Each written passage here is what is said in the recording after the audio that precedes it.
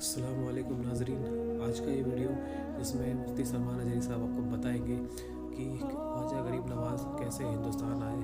ख्वाजा गरीब नवाज़ का ये वाक़या है, जैसा कि आप सभी को पता है, ख्वाजा गरीब नवाज़ की छठी चल रही है और काफ़ी भीड़ भाड़ होती है अजमेर शरीफ में।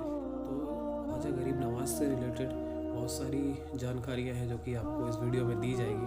तो इस वीडियो को पूरा ज़रूर देखें और हाँ, देखने के बाद लाइक और शेयर ज़रूर करें। अगर आप अभी तक हमारे चैनल से जुड़े नहीं हैं तो ज्वाइन कर लें।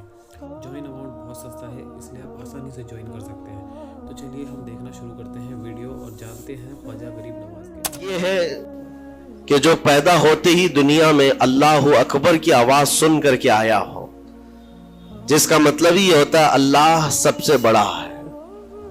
जब भी हमारे घर बच्चा पैदा होता है, किसी भी मुसलमान घर में, उसके कानों में सबसे पहली जो आवाज हम देते हैं वो अजान की, अल्लाह अकबर अल्लाह अकबर, अल्लाह सबसे बड़ा है, अल्लाह सबसे बड़ा है। और मुसलमान की जिंदगी जब खत्म होने को आती है, हमारी रूह निकल जाए और हमें कफन देकर जनाजा लाकर इमाम के सामने रखा जाता है, इमाम फिर हमारे जनाजे पर सबसे पहली तकबीर जो बांधता है अल्लाह अकबर कहकर, अल्लाह सबसे बड़ा है। मुसलमान की ये जिंदगी इस बात के बीच में है कि आया था दुनिया में अल्लाह अकबर कहते हुए और जा भी रहा है दुनिया से तो अल्लाह अकबर कहते हुए। जो अल्लाह को सबसे बड़ा मानता हो तो फिर दुनिया की कौन सी ऐसी ताकत है जो उसे खौफजदा कर सके, उसे कौन सी ताकत है जो डरा सके।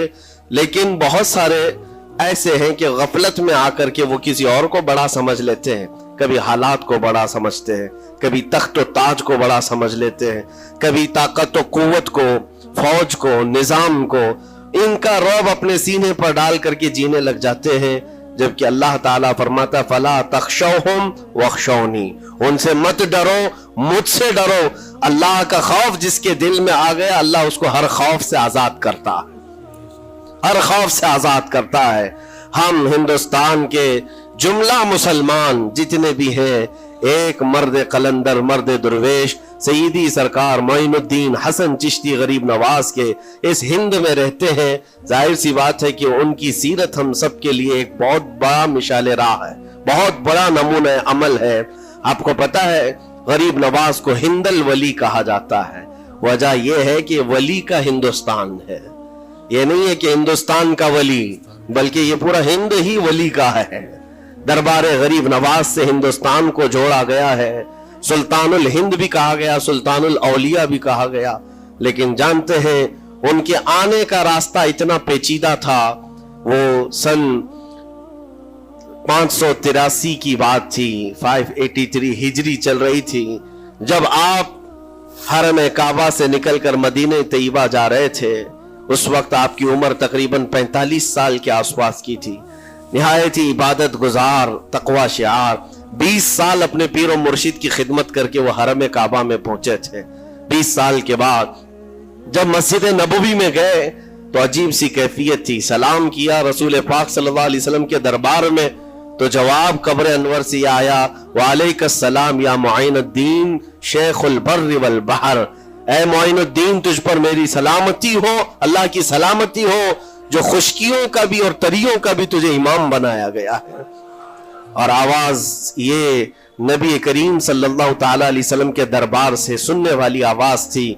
आप घबराए थे, थोड़ा सा सरासीनगी थी। ये हिंदुस्तान की तरफ इशारा करके मेरे आका सल्लल्लाहु ताला अलैहि वसल्लम ने फरमाया था कि तुझे हिंद की विलायत दी जाती है। उस वक्त तक सरकार गरीब नवाज को न हिंदुस्तान आना कभी हुआ था, न हिंदुस्तान के इलाकों को आपने कभी देखा था, क्योंकि सजिस्तान जो यहाँ से काफी दूर है, अफगान के करीब एक इलाका संजर, जहां पर आपकी विलादत हुई, वहां से निकल करके आप निशापुर में आबाद रहे। उसके बाद 40 साल के बाद हरम काबा और हरम मदीना में रहे। लेकिन अचानक ये बात कि तुम्हें हिंद की विलायत दी जाती है, एक ताज्जुब वाली बात है। नई जगह पर भेजा जा रहा है।